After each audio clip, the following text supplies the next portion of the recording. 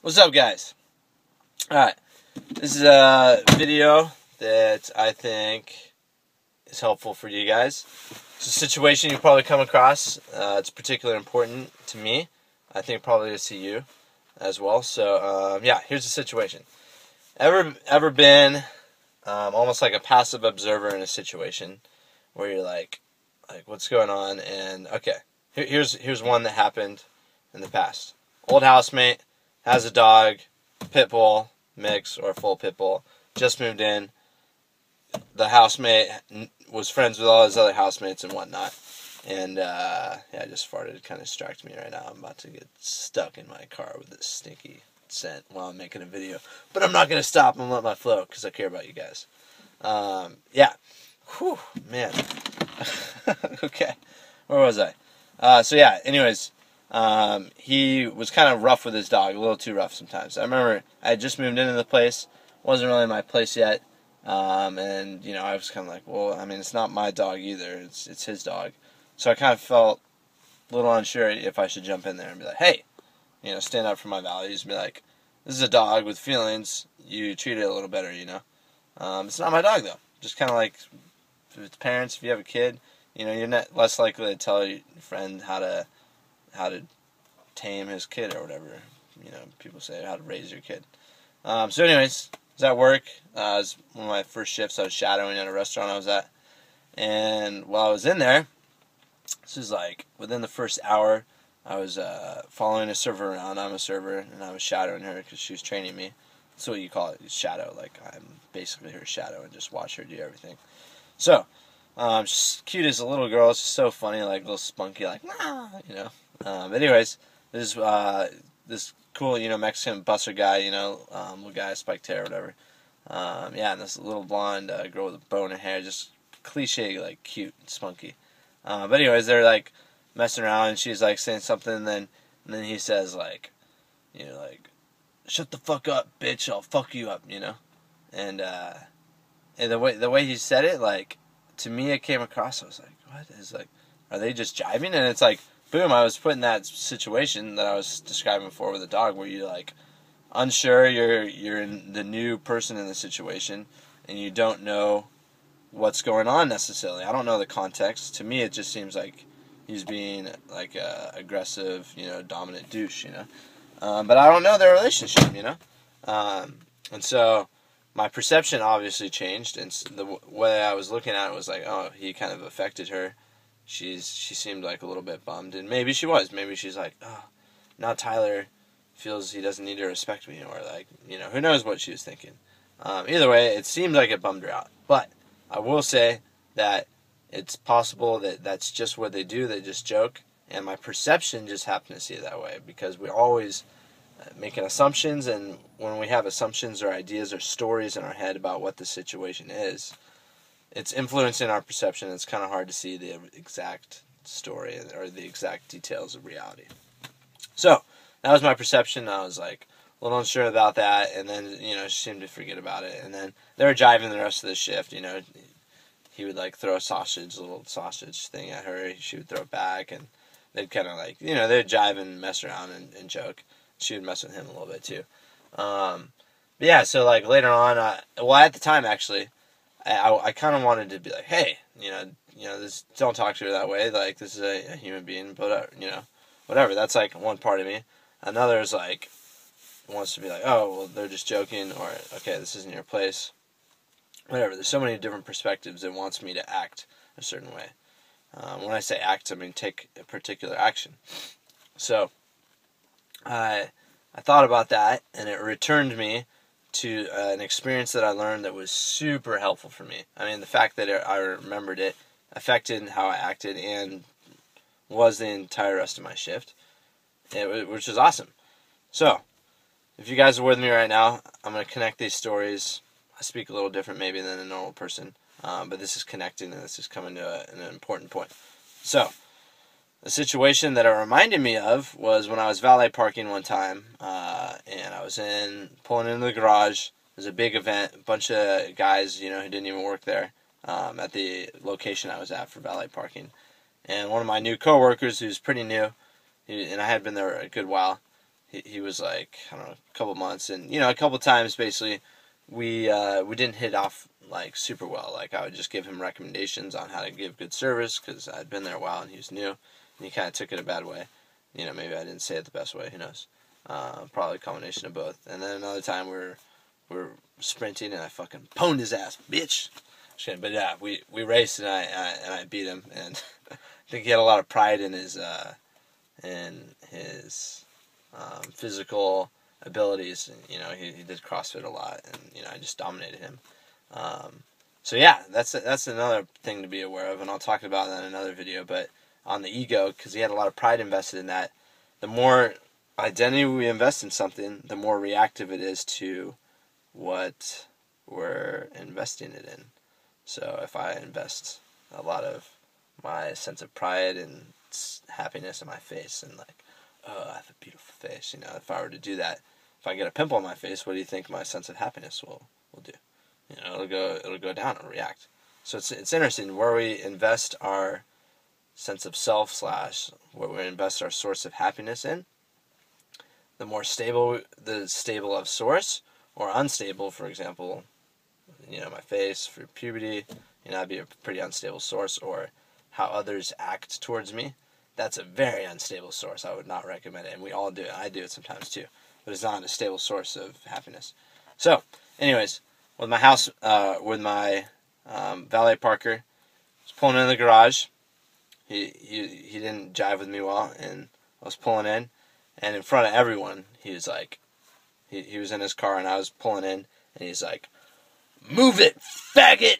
And he yells it like super loud with like a lot of hate in his voice, you know, but like somehow like trying to make a hint of comedy or something to pull it off. And I was like, what? And I was like, a part of me was like, did he really just say that? He's coming fat? And I heard like a couple people laugh, just like maybe one other guy who he was close with / maybe equally didn't care for me. Who knows? Whatever. So anyways, I was like, and so part of me wanted to literally just grab him and fucking like fight him. That's my natural animal aggression. And another part of me was like, oh, how should I handle this? You know, blah, blah. And so in the past I had like overly tried to like separate myself from my mind and my emotions, you know, which I don't think is a good thing, because we have our thoughts and our mind is reacting strongly for a particular reason. So in that situation, it was like, oh, you got to do something. And I don't think being passive is very good. Even though I've tried it before to overcome my mind, I'm not fucking Jesus Christ, so I can't be like, just turn the other cheek and be happy and still express love. It doesn't work that way for me. So anyways, I was like, boom, I'm taking action. And as soon as I made that decision, it was so easy to be unaffected in how I felt, because I'm like, okay, I'm taking action. Go to the present moment, went right back to the present moment where everything is fucking peaceful. If you ever notice you're stressing, put your attention in the present moment. It's like, boom. It's like that. It's like embrace the present moment and take action. It's like anxiety is like the non-action / non-embracing of the present moment. When you're taking action and embracing the present moment, you can't have anxiety. It's just like when you're truly doing that, it's very hard to. I don't even know if it's possible by the mere definition of anxiety. So, did that, and I was like, all right, I'm going to say something. And I relaxed, and I was in the present moment where my power is. I have awareness there. You know, you probably learn that yourself if you practice it. Go up there, go to his car. He's in a car. I walk up to him. You know, obviously the passive mind might be like, oh, this might not best time. Wait till the end of the shift. I'm like, no. Told him, I'm like, hey. I was like, you know, that's not okay. You know, I know you think that that's a joke. You know, we're not friends. I'm not okay with that. Period. You understand? I was firm, professional, and calm. And he was like, oh. And it's like, boom, wasn't expecting that. What's up, bitch? I'm in my fucking zone. Alright? I drew the line, and I'm fucking feeling calm and collected. I'm not going to give you that power over me. And he's like, oh yeah, man. Oh, sorry. I was just joking, jeez. You know, I'm like, no. I was like, we're not friends. You can't joke with me like that. Is that understood? You know, and he's like, yeah, okay, I'm sorry. It's like, boom. I drew the fucking line. If you don't draw the line, a lot of times people will fucking step all over you, you know? It's necessary. So I did that. Boss behind me, whatever. He was like, oh, is everything okay? I was like, I don't know, is it? And I talked to him, and he's like, yeah, it's fine. I was like, yeah, that's cool. Don't worry about it. So anyways, back to that situation today. I thought in that situation, I felt that anxiety of like how to act, the anxiety of non-embracing present moment and non-action at the same time. So I'm like, wait, action and embrace. Boom, which leads me to this very important point that I think that action and embrace method of thinking and being and acting is very similar to the pathway, or maybe you could say it's the same arena of accepting people, embracing people, and redirecting behavior, and not necessarily accepting behavior. That way you can accept people, and you're not going to...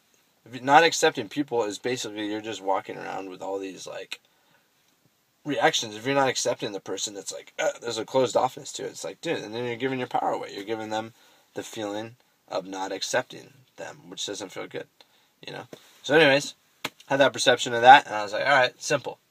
He said that to her, and it made her seem like that. I'm like, no, right now is not the right time. I don't want to start drama for her and make her feel funky, and then, at a restaurant, I wouldn't want her to get all emotional and just mess with her ships. She brushed it off already, within a couple minutes. So I was like, I don't need to reignite it.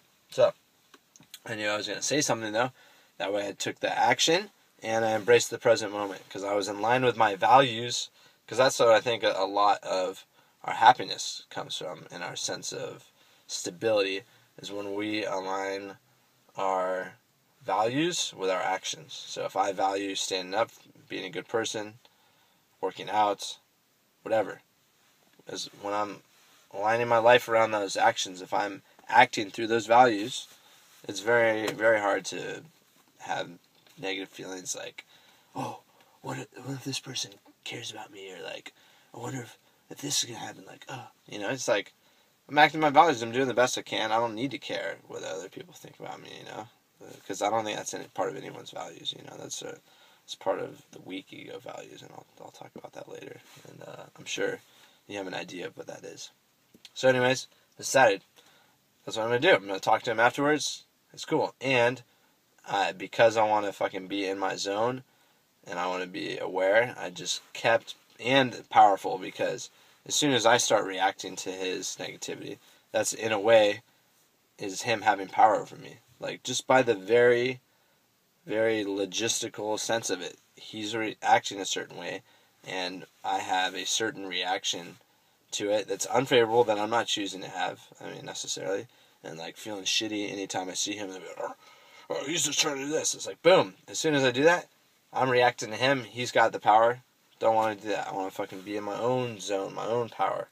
Boom, this is my world, this is your world, your perception is your reality. So, I did that, I was in the zone the rest of the shift, and while I was in the zone, I accepted him as a person, and I knew I wanted to redirect his behavior, because like him, and like me, and like you, and everybody fucking else, they're not perfect. And everyone has misperceptions of each other. So, accept people, they're not perfect, okay? And if there's something about someone's behavior that you don't accept and you don't want to be around, do what you can to redirect it. Just like I did with my old valet coworker, and I did redirect it, and I drew the line, bam. And then same with him, and there's certain ways you can do that, and that's really interesting to learn. It's really interesting for me.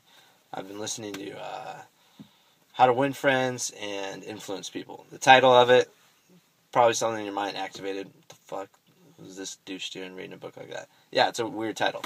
In the book, though, there's some really, really helpful points that are timeless, that have been talked about. This was written in like 1950.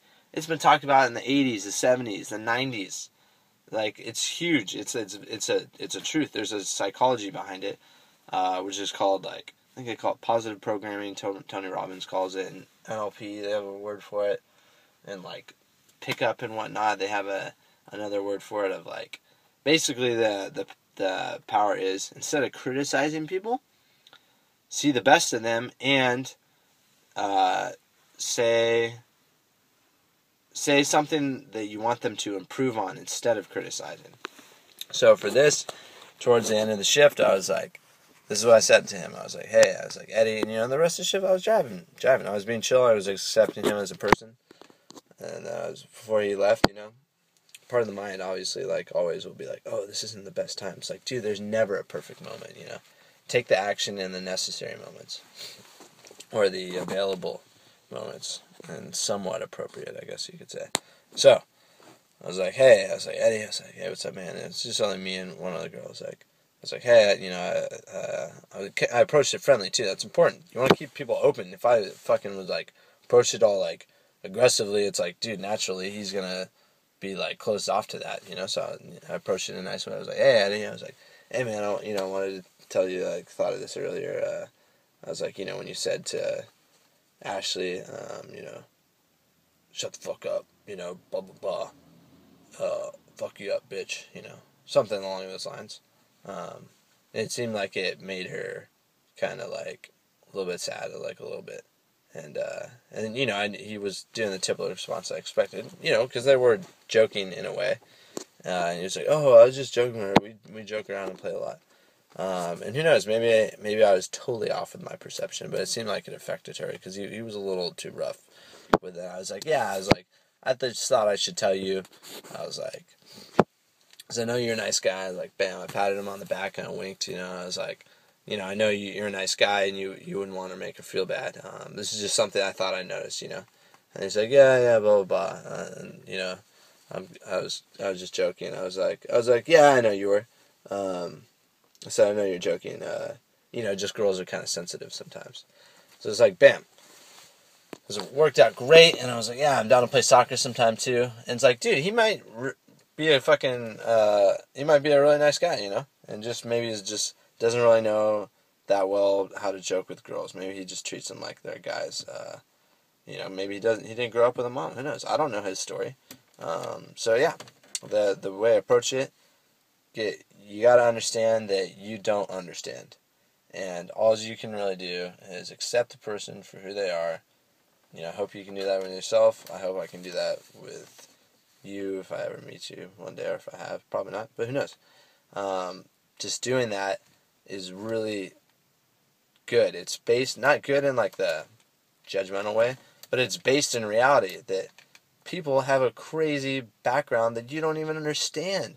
So the way they're behaving, you can't claim it and judge it like, oh, they're this because of that bad. It's like, no.